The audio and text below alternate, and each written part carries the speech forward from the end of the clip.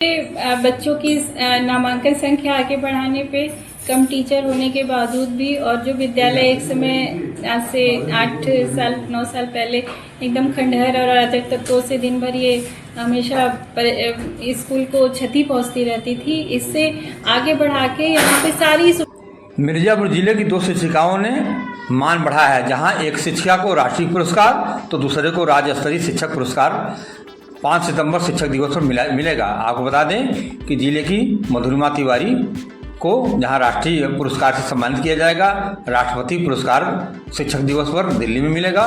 वहीं पर 5 सितंबर को शिक्षिका शीला सिंह को राज्य शिक्षक पुरस्कार से सम्मानित मुख्यमंत्री योगी आदित्यनाथ करेंगे। दोनों शिक्षिकाओं ने पूरे जिले के नाम को ऊंचाइयों तक पहुंचाया, जहां पर एक दूसरे शिक्षकों को ने अपने संसाधनों से गरीब विद्यार्थियों को शिक्षा से जोड़े रखने में अपना योगदान दिया। तो वहीं पर दोनों शिक्षकों को सम्मानित किया जाएगा। बता दें कि मिर्जापुर शहर के एक विद्यालय में शिक्षिका के रूप में कार्यरत मधुरिमा तिवारी ने शिक्षक राष्ट्रीय स्तर पर शिक्षक पुरस्कार से सम्मानित होंगी। तो वहीं पर उपलब्धि में दूसरा नाम है शीला सिंह का, जिन्हें राज्य शिक्षक पुरस्कार के रूप में मुख्यमंत्री योगी आदित्यनाथ पुरस्कार देंगे 5 सितंबर को। बता दें कि विद्यार्थियों को नई ऊंचाइयों तक जहां एक शिक्षिका ने पहुंचाया, तो दूसरी शिक्षिका ने संसाधनों से गरीब विद्यार्थियों को शिक्षा से जोड़े रखने में अपना योगदान दिया है, जहां से बच्चों का संख्या बढ़ाया और सिर्फ बच्चा संख्या नहीं बढ़ाया, बल्कि गांव में अभिभावकों से मिलकर उन्हें प्रेरित किया कि अपने बच्चों को प्राथमिक विद्यालय में भेजें। आगे आप पूरी खबर डिटेल में देखें।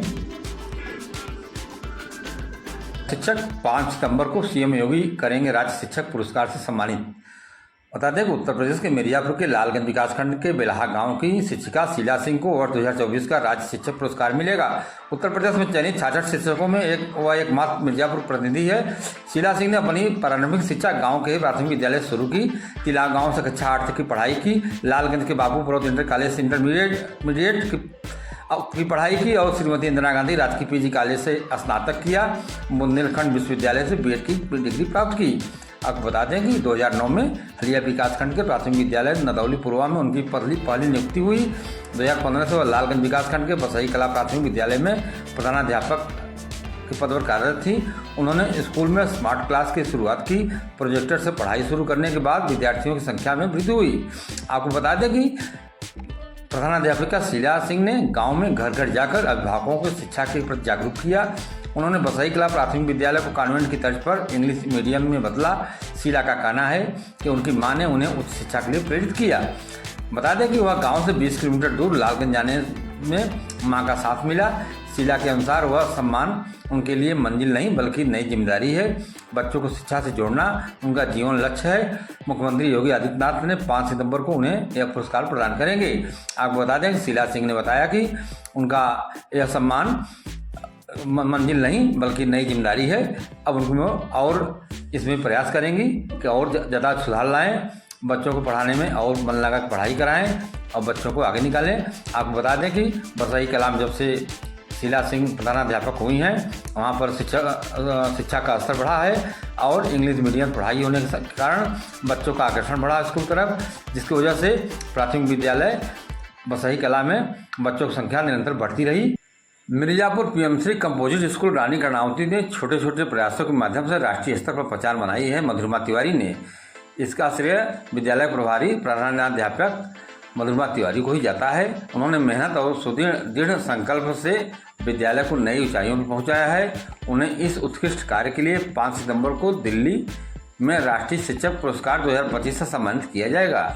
मधुरिमा तिवारी बताती हैं कि उनकी पहली नियुक्ति ग्रामीण पटेहरा ब्लॉक के बरछठ ग्राम में हुई थी। उस समय विद्यालय में केवल 92 बच्चे थे। विद्यालय का माहौल अत्यंत निराशाजनक था और उन्होंने भौतिक सुविधाओं का अभाव था। उन्होंने नामांकन बढ़ाने और पठन पाठन के स्तर के सुधारने के लिए अभिभावकों और ग्रामीणों के साथ मिलकर कार्य किया। उनके प्रयास से विद्यालय में बच्चों का नामांकन संख्या बढ़कर 352 तक पहुँच गई।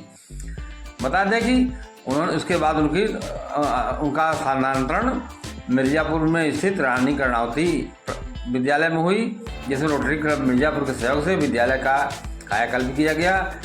जीर्ण कक्षों को आधुनिक बनाया गया। प्रत्येक कक्ष में डेस्क, बेंच, पेंटिंग और आकर्षक चारदीवारी परिसर को हरा भरा बनाने के लिए पौधरोपण किया गया, जिससे इसे ग्रीन विद्यालय का पुरस्कार मिला।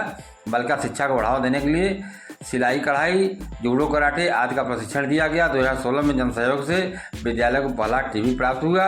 रोटरी क्लब की ओर से एक कंप्यूटर और प्रोजेक्टर प्रदान किया गया, जिससे विद्यालय जिले का पहला स्मार्ट क्लास बना।